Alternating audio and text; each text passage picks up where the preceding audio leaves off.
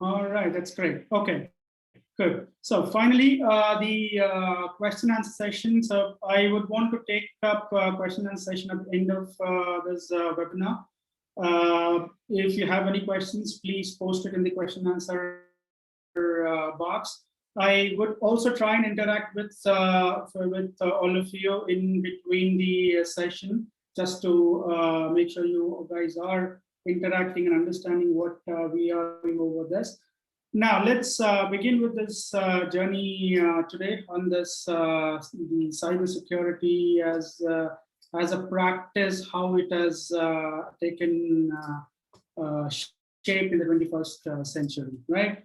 Now, I generally call this, it's a jungle, right? So I don't know how many of you agree with me on this perspective, but my perspective is cyberspace is a jungle, and we all are different species part of the cyberspace, right? So when we are in the cyberspace and we have to coexist in this jungle and thrive, at the same time, we also need to make sure we have some precautions in place. We make sure we protect ourselves. We make sure we protect the ecosystem. Eventually, protect the jungle, which is basically going to benefit all of us who are part of this ecosystem, right? So, bringing that perspective in here, calling this as a cyberspace, there are 4 questions that you're seeing on your screen. Now, this question is for all of you. You do not need to answer it or put it on a chat or a question box. Just take this question, answer it for yourself, and see how it relates to you on a day-to-day basis. Now, when we talk about cyberspace, there are plenty of stakeholders who are part of this. You might be a cybersecurity professional working for an enterprise, protecting the enterprise from cyber threat, right? So you might be an employee of a federal agency or a government organization protecting your assets in there. But end of the day, we all are individuals and we are cyber consumers. We consuming cyber in some way or the other. And I think all of us who are in this webinar cannot deny for the fact that you are nowhere connected to the cyberspace. Otherwise, I wouldn't be seeing you here in this webinar. Agree? Right. So we all are an integral part of this cyberspace, and from a cybersecurity perspective, I think it's the responsibility of all of us to contribute towards the security part of it, to bettering the security, and also to make sure we are being protected. Right, so read this 4 questions, write it on a piece of paper, and answer it for yourself. Right, so how much time do you spend in the cyberspace every day? It might be for work related. It might be for some professional connects. It could be some personal connect. It could be as basic as ordering food online. Right, and that's I think something which we have been getting used to in the last 1 year in this pandemic, right? So this spend that I'm talking about has increased enormously in the last 1 year, right? The second question we talks about cyber hygiene. What are you doing as far as cyber hygiene is concerned? Now, I can safely assume that we all understand what cyber hygiene that I'm talking about here, right? We have a personal hygiene. We need to maintain an equally important cyber hygiene, right? We all are part of this, integral part of this. What are you individually doing to maintain that cyber hygiene? If you are a cybersecurity professional, you have an additional responsibility of maintaining cyber hygiene, not only just for yourself, but also for that enterprise that you're working for. So what are you doing in that space? And is cybersecurity a must-have now? Or we are still in that dilemma that maybe I need cybersecurity, maybe I'm not, and I don't need it, right? So is it a must-have, is it not? So think for a moment and just write down the answers. Like I said, you don't need to put it on the chat or tell me on this webinar. Take it back and just think about it for a moment and see what it means to you. And most importantly, have you experienced a cyber attack? Again, this could be you personally as an individual or as an enterprise, as if you're a cybersecurity professional. Were you part of any cyber attack previously, and how did you react to that? What happened? Was the cyber attack successful? What was the consequence of the cyber attack? How was the cyber attack handled as an incident? Right. So these are some things that we need to think about when we talk about cyberspace. So I am going to leave these 4 questions to you to think about it after the webinar also. Let's go on and move on to the next slide here, which actually brings us to the point, why is cybersecurity important? Now we know we related ourselves in the cyberspace, and we are seeing that there is a lot of things that we are doing in the cyberspace. So when we talk about importance of cybersecurity, right? So there are, I know this is a topic, importance of cybersecurity, something which we can keep talking about or bringing in a lot of points of discussion. But I have managed to put in some points in there, which would probably something which you can take it away from this particular session. Now, cyber attack will affect everyone. There is no one who can probably escape from it unless until he's maintaining a cyber hygiene or looking at cybersecurity as a more of a must-have practice, right? So when we say cyber attacks will affect everyone, it could be directly or indirectly. Right? You could be a direct victim to a cyber attack. Maybe somebody you by mistake clicked on a link which was hijacked, or your credentials were stolen, you were robbed from your bank, or that could be an incident where you have been part of this, or you've been a victim to a cyber attack. Oh, there's some background noise. Okay, thank you.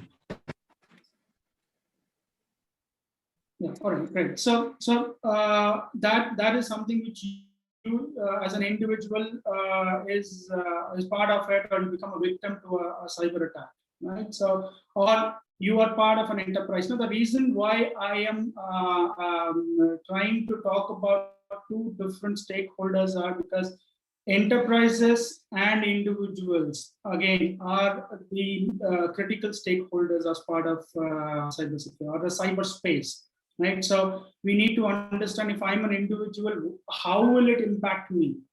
If I'm an enterprise, how will it impact me? What is that I'm supposed to do, right? So the point of the importance, from an importance perspective for the cybersecurity, either you are directly affected or you indirectly, some way or the other, you get the impact of the cyber attack.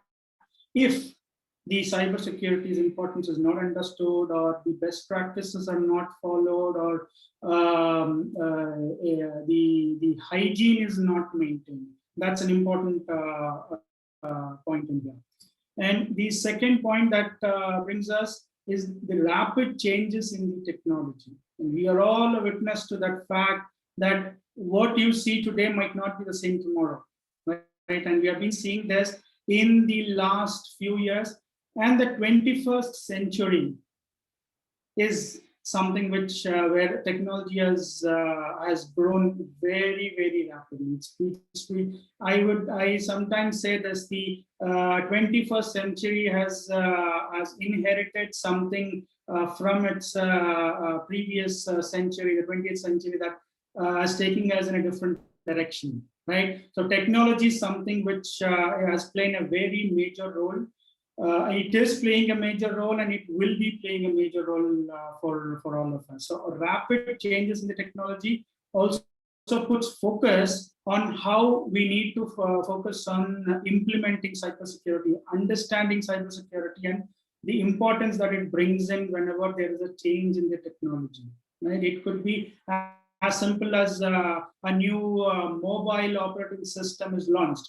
Let's say there is another company brings in another mobile device with a new operating system. It's neither Android nor an iOS or nor a Microsoft Windows kind of an operating system. Might be something different.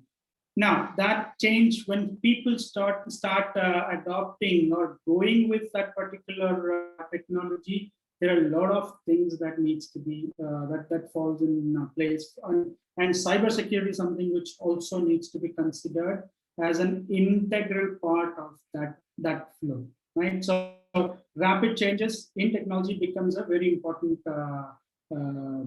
point where cybersecurity is evolving. So this is again a question. I say some people say that cybersecurity is still evolving. There is an argument or a different school of thought where people say, no, cybersecurity is kind of matured. We are enhancing it or making it more sophisticated.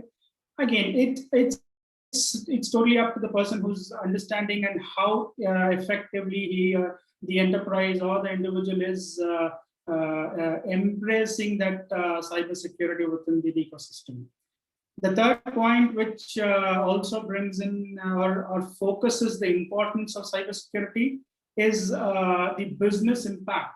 When there is a security breach, what is the impact that the enterprise or an individual, right? So when I say business impact, yes, we can say I'm leaning towards the enterprises, but you can also kind of relate it to an impact to an individual, which I want to bring it up in the next point, the threats affecting an individual. So these 2 points, which basically talks about if there is a security breach, what is the impact that the individual might have, or what is the impact the business or an enterprise would have. So that puts a lot of focus into the adopting or embracing cybersecurity effectively, right? So I was reading this somewhere where it says security or IT security, cybersecurity, something which has to be led by somebody, right? So if it's an enterprise, the leaders who really understand from the top management, it actually flows nicely within the enterprise, right? So more from a practice, policies perspective, processes, the technologies that they are adopting, and how are they continuously monitoring and controlling those technologies and systems. That puts a focus on how why cybersecurity is so important, and it's no more, I would say, an option. It's a must-have. This is my interpretation, my perspective.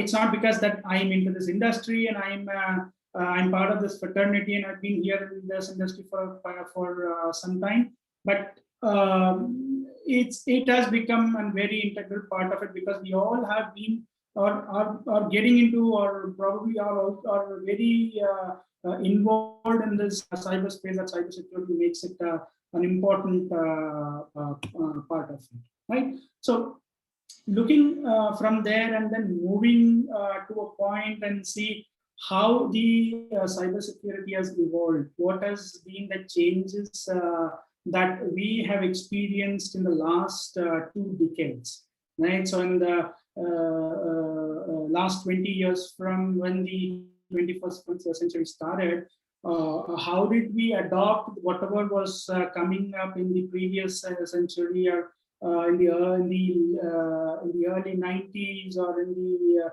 early 80s? What kind of technologies came in, and how did we bring it to the next century, and how did it evolve, right? Like I said, what happened in the last 2 decades has been very rapid, right? From a technology perspective, and the landscape, whether it is an enterprise landscape or a landscape for an individual, has actually evolved and has grown rapidly. So the different ways that it has changed in the cybersecurity, the changing phases of cybersecurity, the rapidly changing landscape, right? So when a technology changes, or there is an upgrade in the technology, or something new that gets added, it's an add-on. when it changes rapidly, like we see the operating systems upgrading, or we see technologies upgrading maybe every month or every 2 months or every quarter, that's a rapid change. How are we trying to adapt? Because the moment we get something new and we start getting used to it, we see there's something else. Right now, the whatever we have done in the last few days, a few months in trying to adopt to that new technology is kind of, you can say, goes obsolete over a period of time, and goes obsolete really fast. And then comes a stage where we need to go and adopt a new technology again, right? So from an enterprise's perspective, yes, there are a lot of challenges, because when you get used to something and when you have those technology implemented into the enterprise, and you suddenly are being told that this is now obsolete. Maybe so from an enterprise perspective, we can say maybe in 3 years or in 5 years, there are some changes that are happening.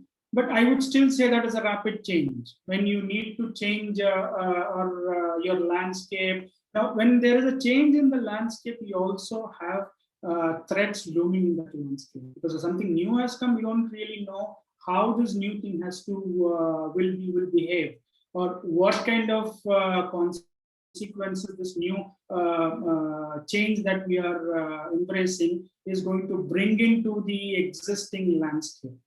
Again, from a cybersecurity perspective, the landscape analysis, understanding what goes in, what goes out, and how does it fit in, all these things kind of comes in here. Artificial intelligence. And we all know that this artificial intelligence has pushed the cyberspace, or the way technologies are moving to a different level.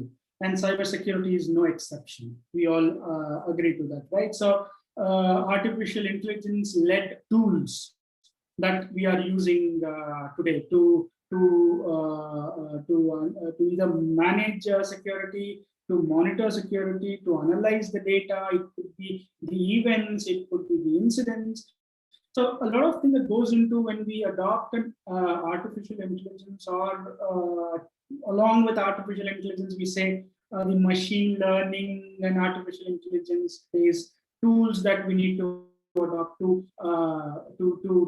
enhance the security landscape, or enhance the way we are managing the security, right? So with that, though AI adds a lot of value, AI adds a lot of traction, and also the speed in which we can identify the events or incidents are much faster. But along with that thought, or along with that practice, it brings in its own set of, I wouldn't say drawbacks, but challenges, which we need to adopt to, right? As an example, when an enterprise is thinking of applying artificial intelligence to cybersecurity, right? Why do they do it? They ideally do it to solve some most difficult or challenging problems, right? So what challenges AI can bring in, though it is going to solve some challenges that we already have, or we're trying to solve those challenges, but what will artificial intelligence as a technology or as a practice is going to bring to us is, one is the attack surface becomes very vast, right? There are hundreds of attack vectors that we might see, and most of all that I really emphasize on this is the shortfall of number of skilled security professionals. Now, the expectation now is, as a security professional, I need to learn something additional from what I'm already doing, and I'm already keeping myself up to date with the technologies in my realm, right? So I'm going out of my, you can say, a comfort zone or a realm, and I need to go and adopt, or go and embrace a new thing that would eventually help my enterprise handle security in a better way, right? So that is another major challenges where the enterprises are looking at. From Individual's perspective, also, if you see artificial intelligence-led tools, there are, I would say, from an individual's perspective, there are more benefits that we can see from the applications that we are accessing, and we are seeing the artificial intelligence has brought in a lot of benefit from an end user or an individual's perspective, but it brings in its own set of the challenges also along with it. Right, that's one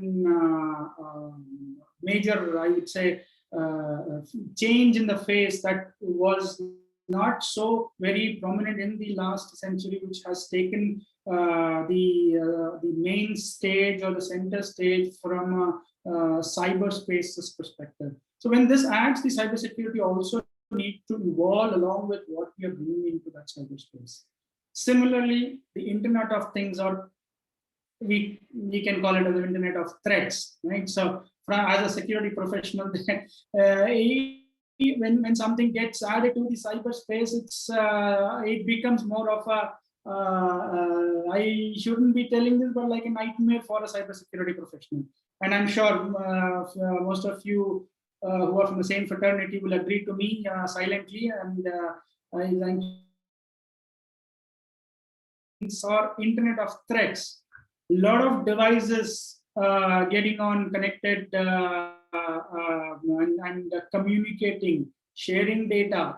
It could be any device from your home. We also need convenience. We also are looking at devices which can talk to us digitally, right? So there is a need. There is a need to fulfill that gap. So there are people who are making those need or fulfilling that demand.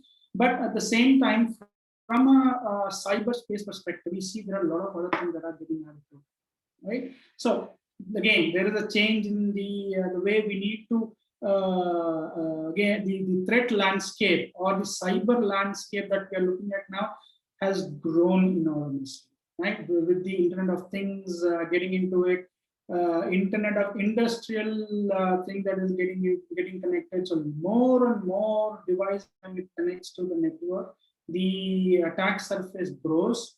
Obviously, there are more opportunities for the attacker to attack us, and then the challenges for the security professional grows over a period of time. So that's where we see that the shortage of skilled professionals, skilled security professional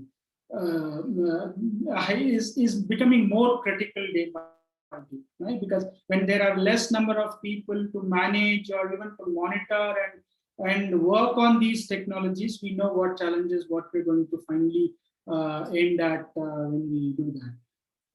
And another change that we are seeing in the last, I would say, maybe 5 to 7 years is the identity has become a key, right? We all have identities in the cyberspace, whether it is your Facebook account or your Twitter handle, or it is any other platform where you have your identity. That has become a key, and that also is a key for the bad actors, right, or the attackers that we see. So how is this identity evolving? Why we need to consider this identity, and how do we handle it?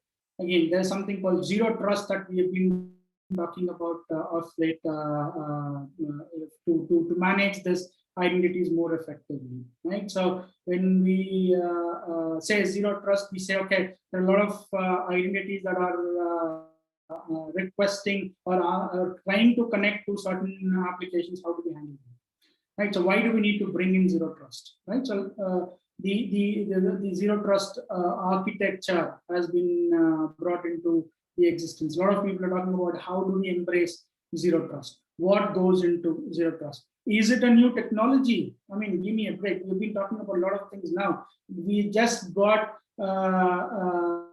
onboarded with Internet of Things and artificial intelligence, and now you're saying zero trust.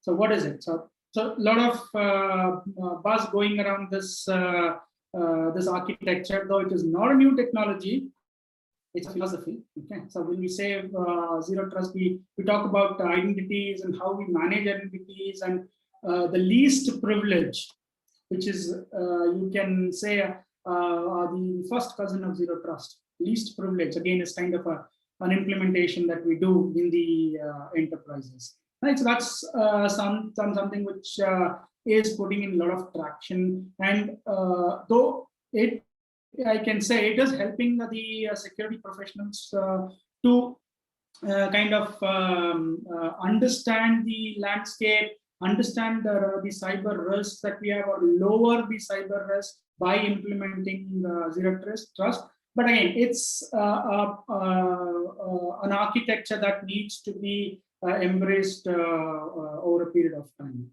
Right. So when we looked at the importance of cybersecurity and the way it has been adopted and the way it is changing rapidly over a period of time, and specifically in this particular 21st century where a lot of things are going digital world or a digital realm, the cyber challenges we all know has also been evolved, because whatever the tools and techniques and processes are available, it's available for the bad actors also, for the attackers also. So they can use it in the other way. If they're using it to protect, they can use it for a different purpose. So how are the cyber challenges evolving? What are the new cyber challenges that we have?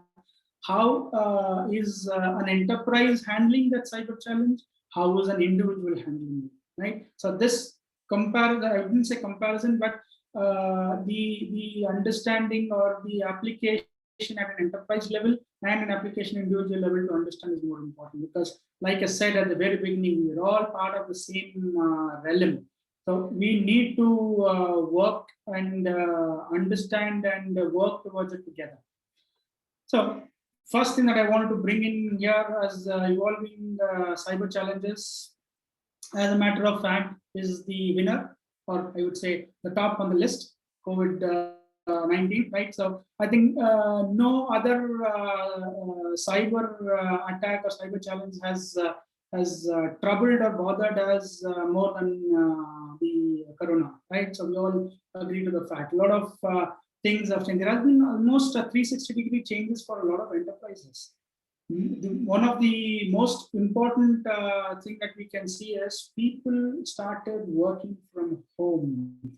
I mean, this is work from home concept is not a new concept. We all know that. We have been doing this, and I can think for myself when I used to work from home, maybe some 15, 18 years back also. But that was in a very specific case or requirement. We need to work from home, and I'm an on-call engineer. I need to support during the weekends, right? So we know, we have all, at least the people who are from the same fraternity can relate to what I'm saying.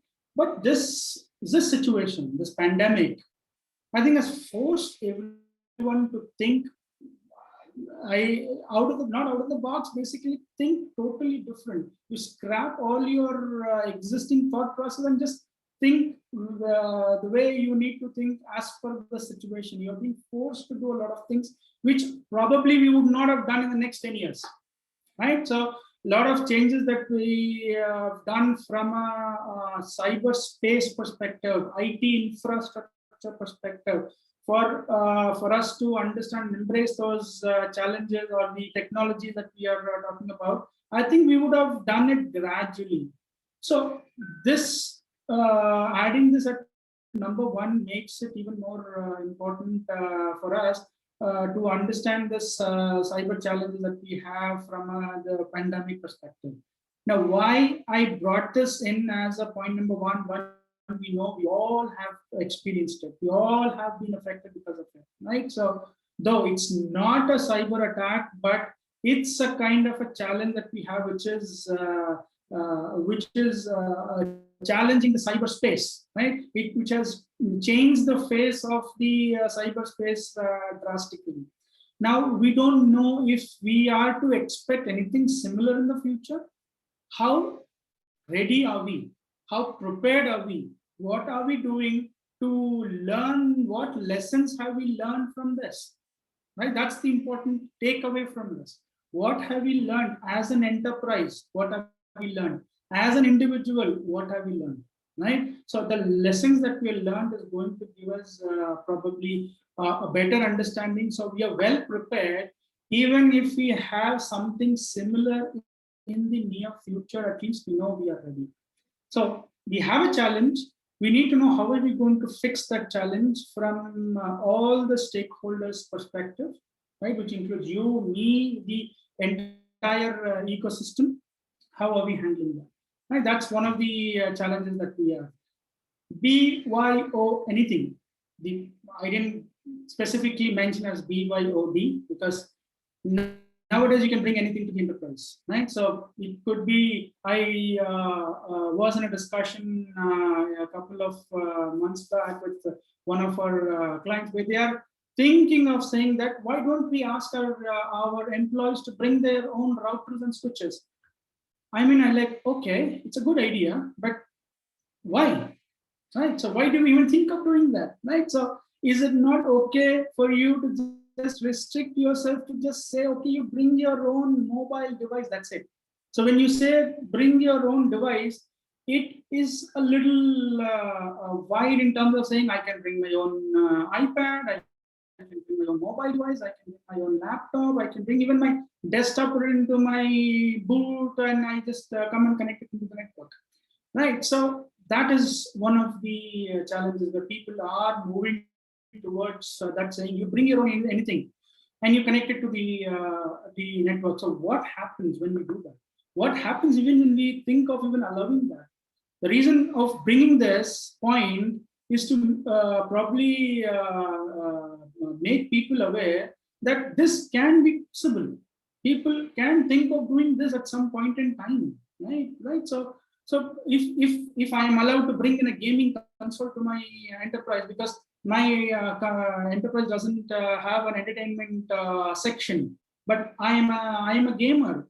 I get motivated if I play a game during meetings. I have a meeting at 4 o'clock. I have a next meeting at 6 o'clock. Between 5 to 6, I want to play a game. So I'm more prepared for that meeting and more motivated for that. Will the enterprise allow it? No. So let me bring my own gaming console. All I need is just a connection to the network.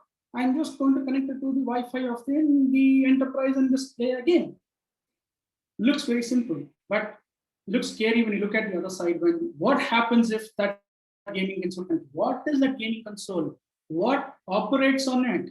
What are the vulnerabilities probably it can bring in when it connects to the Wi-Fi? What Wi-Fi should we allow the device to connect to?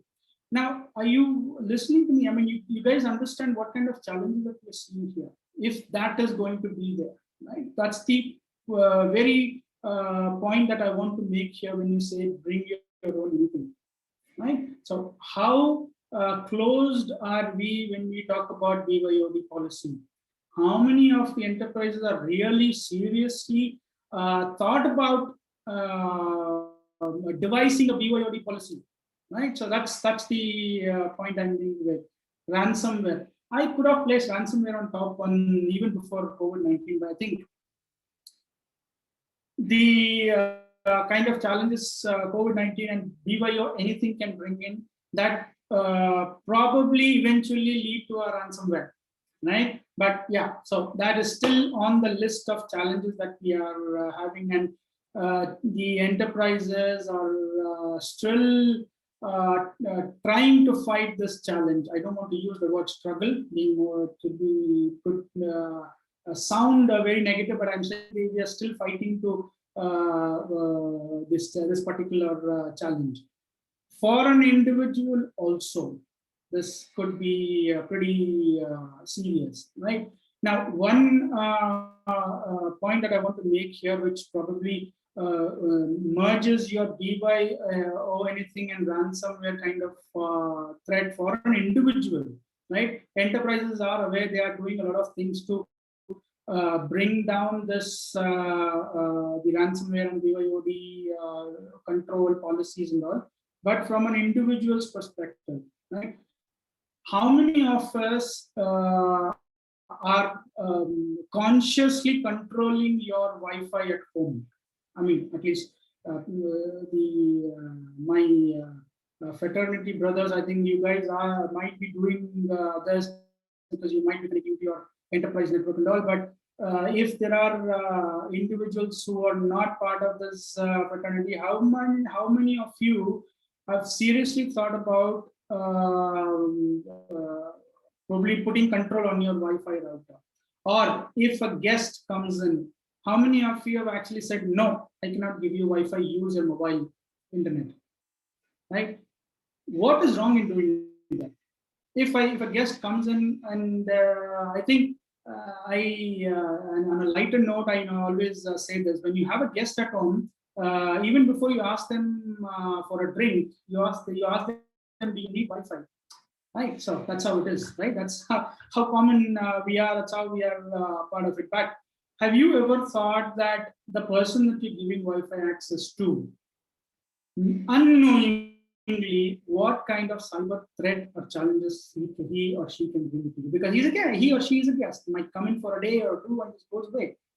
Your Wi-Fi router, your Wi-Fi connection is still on you. Your devices are connecting, and specifically when you're working from home, think about that. There is no right or wrong answers here. I'm just giving you something to think. I'm just giving you something that you can go back and say, what am I doing to better the cyber security practices at an individual level also? This will eventually be your thought process when you work for an enterprise, because it's very important, right? So when we talk about bettering our cybersecurity strategies, one of the most important things that we talk about is awareness, right? Awareness about cyberspace, awareness about cyber threats. Now, is this not a good idea to have people start from home and then bring it to the same thought process to the enterprise? I leave it for you to think about this and see how you want to do it. You might have a different thought. You can say, it's okay to give a Wi-Fi. I can always reset my Wi-Fi and bring another thing and do that. There are a lot of explanation that can come. There are a lot of discussions and we can do about it. But I have given my perspective. It's up to you how you want to perceive and follow and put it into practice. This fourth point that I'm bringing here, which is an evolving cyber challenge, or I would say it's already there. Deception. Now, deception. Who should be using this deception effectively? The attacker or the defender, or both, right? So because, like I said, there are things in the cyberspace which is available for both. An attacker can use it for his own benefit. A defender can defend the same using the same tools and techniques and processes to defend against it. So deception, if it is used by a defender in an enterprise or an individual, how do we do it? And when we implement this deception, there are a lot of ways of doing it. How do we do it? But the challenge here is, what if the bad actor or an attacker uses deception to attack? Right? It is scary, right? So we need to understand that from that perspective also, how do we handle deceptions, right? There are various ways of doing it and implementing it. Blockchain and cryptocurrency, I don't have to talk a lot about this. We all know the buzz and buzz going around this blockchain and cryptocurrency. People say it is illegal. There are different people who say, no, it is good. We need to implement it in the nation state level or at the organization level and all these things. But it's still a challenge from a cyberspace perspective. From as a security professional, if I have to look at work with an enterprise who are mainly into cryptocurrency and blockchain or using that technology for their customers or clients. How do I go about doing this? Understanding that. Is it mature enough for us to consider that and do it? It's not mature enough, that's the problem. If it was mature, I think we would have had some policies and procedures and more importantly, regulations around it, right? Different countries have different thought process of adopting it or embracing it. Then when we talk about, when we go more into detail about how we do it, the consideration about blockchain, the regulations, the cryptocurrency, the regulations, the laws that goes around it. What if somebody goes around and does something? Are we able to track that person? Are we able to penalize that person? Is a very important thing. Right? That's again is a continuous challenge. I think this is going to be as a challenge for us for some times, which again is true for an IoT environment, right? Or an IoT setup or devices that are getting connected day by day. A lot of IoT devices that are being developed, IoT devices that are being brought into the network. So when new devices gets connected, challenges will be there. These are all ongoing challenges for an enterprise or for an individual to be aware of. So we need to at least go and understand what goes into this world. There are a lot of the articles that goes around the IoT and what kind of devices are coming, how are they connecting to the network, what kind of data is being shared with those devices, or what data is that the IoT device pushing into the network. Right, that is an important thing that we need to understand. Artificial intelligence and machine learning, like I said, there are a lot of challenges that brings in, though it is an enabler in a way, but comes with a lot of challenge that we need to adopt and identify and see how we are going to do that. Deepfakes. I think this is something which has surfaced recently, right? I think there are a lot of deepfake videos going around in the social media platforms, right?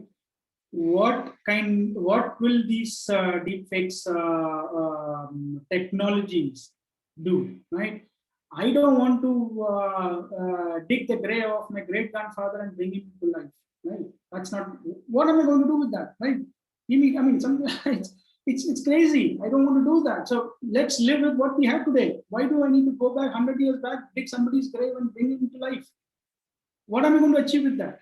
No, if that is my perspective, right? So I'm not trying to bring that perspective to or enforcing that perspective, but I'm just bringing it to light that these are something which is coming in. Now, when something like this comes into the picture, into the cyberspace, my concern is that cyberspace.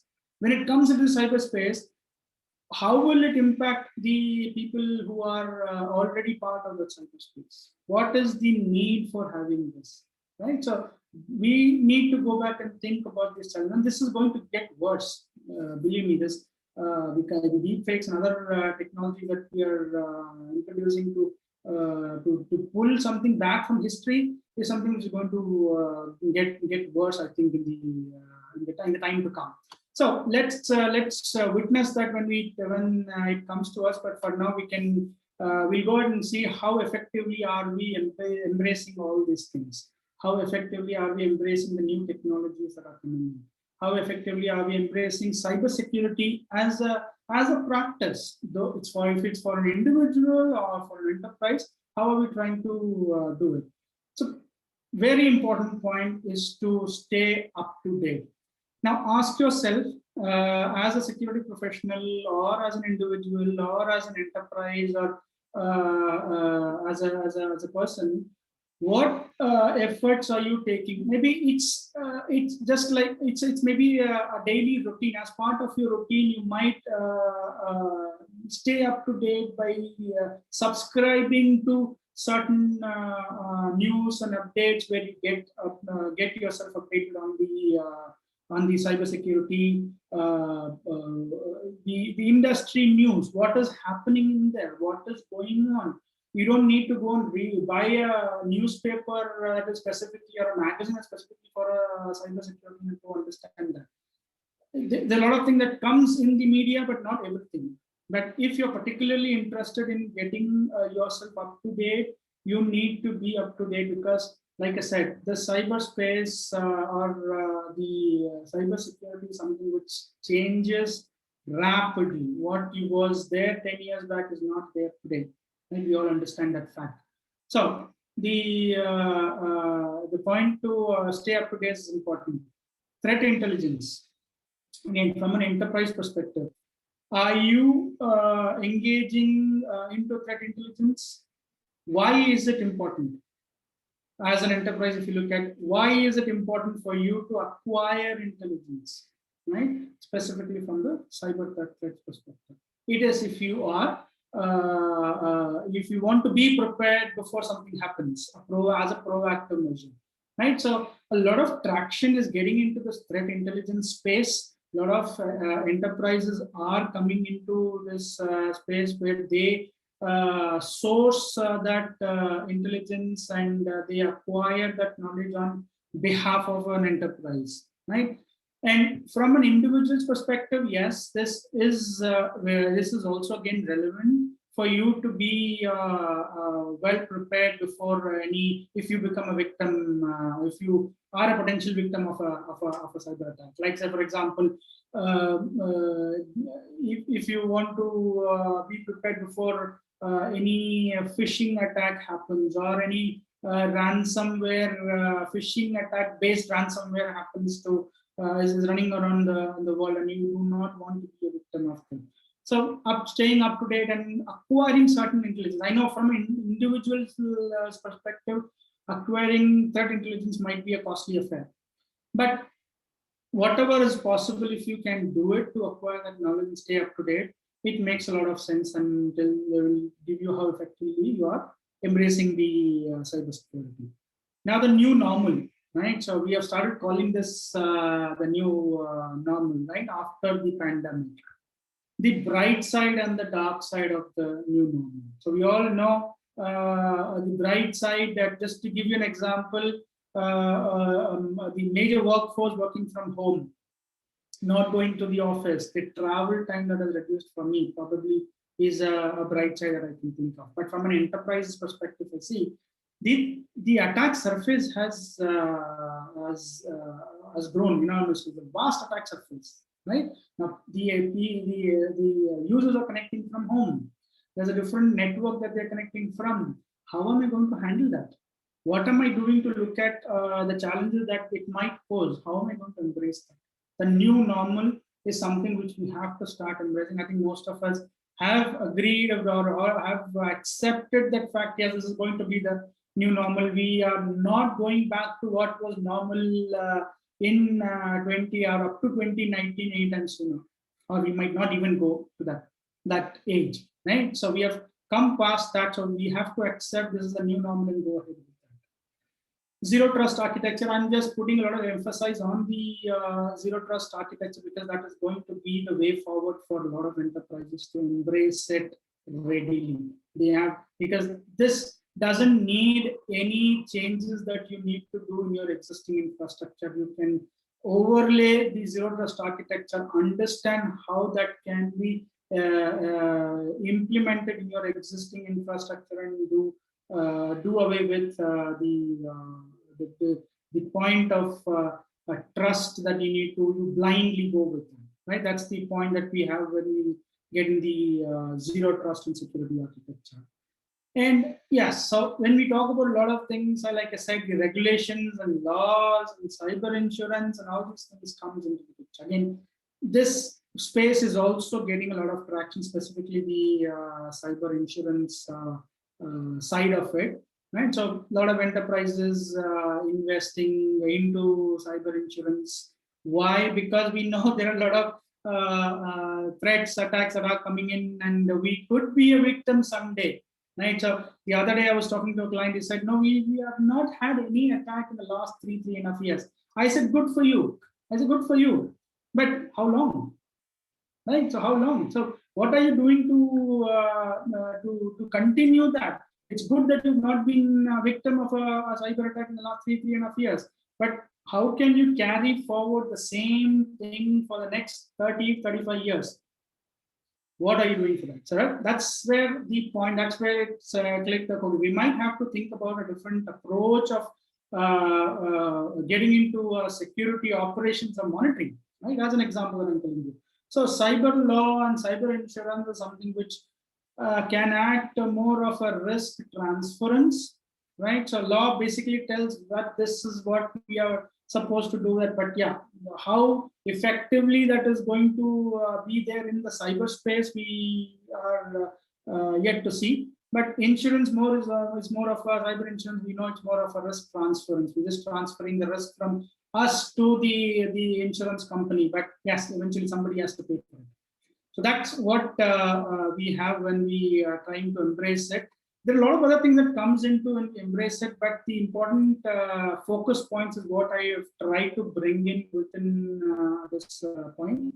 And the important stakeholders that we all are part of it. And we all need to play an equally important role if we need to see a wonderful cyberspace in the longer run, in the future. It goes along with us in the longer run and the generations to come, right? So businesses have to play their part of making sure they have their own best practices that they are following as far as the cyber security is concerned, data privacy, the privacy for managing critical data, what they're storing within themselves, how they are sharing it, or what laws or policies they have around it. Consumers like us, individuals, we also need to play our role in terms of making sure we understand what is going on in the cyberspace and implementing our controls effectively. Like an example I gave you, Wi-Fi for your guests is a very basic or a fundamental thing that as a consumer I need to look at. Governments and law enforcements, yes, nation states, they have to play a very major role as for us maturing the cyber security for the nation state is concerned, for the country, for the nation, for the government, for the law enforcement. It's very important thing. And most importantly, cybersecurity professionals, my fraternity brothers. So we all have a very important role to play. We are the cyber warriors, right? So let's keep fighting. Let's keep doing what we are doing the best, and make sure that we make this cyberspace, the ecosystem or the cyber realm, a wonderful place in here. So as a best practices, these are something which we need to make sure as an enterprise and as an individual we go with it. Documenting and enforcing security policies is a must. Continuous awareness. We cannot just leave the awareness part just like that. We have to make sure that it's continuous awareness in the enterprise and an individual. Individuals also might need to go through some awareness programs to understand what is going on. Never trust, always verify is a policy that we need to put in for an enterprise, also for an individual. Like individuals, like the example I gave you for Wi-Fi, you might not trust everybody. You want to verify and see, okay, this is the device that got connected previously when you're giving access to them. Just as a fundamental example that I'm giving you. Passwordless authentication, right, for an enterprise and for the individuals. We are moving towards something like a pass, because this will reduce the attack surface to an extent when we go passwordless, right? Maybe it's an OTP or a magic link or a biometric kind of authentication that will eventually have. I think a lot of online platforms are already adopting these password authentication where you don't need to remember a password. You put in your mobile phone and a number, and you get an OTP and you log in every time, right? So something like that. And finally, the cyber hygiene, which I did talk about it briefly in the beginning. So how are you maintaining a hygiene from a cyber space perspective, in the cyberspace? What are you doing as an enterprise user, as an individual consumer? What are you doing to make sure you are maintaining cyber hygiene? Because if you are doing it at one point, it will eventually cascade, right? So you might also want to use the same kind of policies procedure to keep your cyber hygienic in your enterprise also, if you're an enterprise user. So make sure you follow certain practices, like your passwords. You keep a strong password. If you don't have a password authentication, you keep changing your passwords sometime and in a regular interval. You back up your data, remove unused data that is there that you don't need. Make sure you clean up your emails, and emails specifically with attachments. If you don't need it, you can scrap and delete it, right? So this is some examples that I'm giving, which you can do as part of a cyber hygiene, which will eventually help you as an individual, and most importantly, if you're an enterprise user, it's going to help you in there, right? So with that, I just want to very briefly tell who we are. We call ourselves the cybersecurity enablers. We DriveIT Technologies, right? So we are a cybersecurity firm based out of Hyderabad, India. The reason why we call ourselves cybersecurity enablers is because we go in where we see a challenge, where we go in, we see a cyber challenge with the enterprise, and come in as an enabler, come in as an extended team to help them with various cybersecurity challenges, and we come in with the solution. When we kind of understand and put in the relevant solution. So we are system integrators into the cybersecurity space, and also extend our offerings into the training services also, where we train the enterprise employees on some vendor specific training programs. So we are a CompTIA authorized delivery partner to deliver CompTIA courses. We are also partnered with Unisys, who's the one of the global cybersecurity leaders. As their value-added resellers, we are partnered with them to bring in a zero trust solution to the enterprises. And obviously, thanks to Konsälidön for having us as their network partner and giving us this opportunity to bring in this topic to all of you. So with this, I will end here and open up for question and answers. And I really thank you to all of you for being part of this and patiently listening to my session here. And I hope it was helpful, and you are taking away something from this session. Thank you very much. I will just look at the question answer session. So for her, I think we can go over the. Sure. Yeah.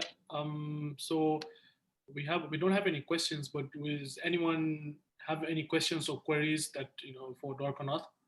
Yeah, you can either unmute and speak, or you can put it in the question and answer box. Yeah. Can I? Yes, please go for it. Yeah, you did mention that there should be a period where we don't have, it should be a password-less Right. authentication.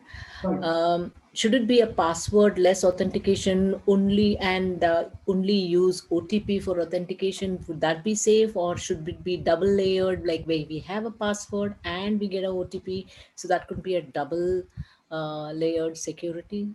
Yeah. So what? Thanks, Randy. Good question. So when we talk about authentication, there are multiple factors that goes into authentication. So generally, as a best practice or as a recommendation, what we say is you at least have two factors that you can authenticate with. So when we say passwordless, the intention of removing one factor, which has been the factor for quite some time, is remembering the password. you can eliminate that part, but add another factor to it. So for example, you can have an OTP that you get it on your phone. You can also have something like a biometric, right? So that makes it two-factor. So that that can be two-factor authentication that you can do.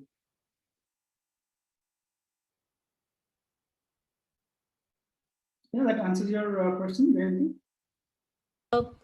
Biometric doesn't work at all times, so yeah. So there are other factors also that can be introduced. So OTP is one of the factors I was talking about. So it could be an OTP that you get on your phone. It could be a biometric. It could be some kind of a token-based authentication that you can do.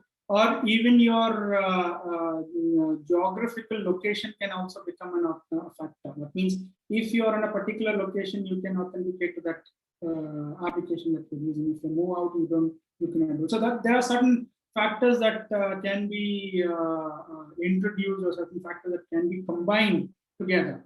But if you're kind of okay with remembering password, yes, you can have password with an OTP, or a password with a biometric, or a password with a token or something like that. That can also act like a multi-factor.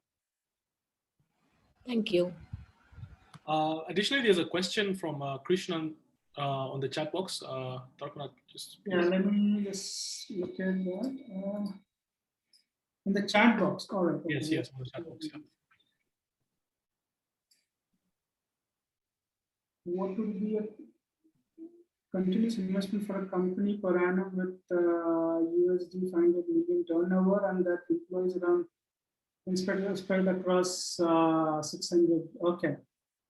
So yeah, that's a question, Krishnan, that I cannot just answer on this session. Maybe we'll have to do an assessment to understand what kind of landscape you have. Okay, so your landscape actually tells us what you have already invested, what kind of infrastructure that you already have, and looking at that, we can probably look at a continuous investment. So maybe we can engage in a consulting arrangement where we can probably tell you how that is going to work and give you a number, if that's okay with you. Sure. Thanks. And one more follow-up question is, with companies continuously moving to the cloud, how do you think, the same kind of security strategies would hold good? Or do you think that it will continuously keep evolving, especially given the cloud environment? Yes, so digital transformation and moving to the cloud obviously is a different direction the enterprise is taking. So when a landscape changes, because you're going from an on-prem, which had a different landscape and a different way of managing and monitoring it, and you're going to a cloud, which basically is on a literally on a third-party network or an infrastructure, so has a different strategy that we need to think about. Sure, thanks. Yeah, there's another question: how to become a cybersecurity specialist by self-studying? Keshant Kumar, yeah. Yes, you see that the kind of the professions and the skills that the enterprises are looking at currently. I think self-studying you can do to a certain extent. You would obviously need to interact with somebody like us, where we can tell you what skills are going around, what kind of skills you need to acquire, more from a coaching and a mentoring perspective, and then we can train you on that particular skills. So self-studying, yes, to a certain extent it can take you, but eventually you need to get associated with some training partners who can help you or enable the skills that you need.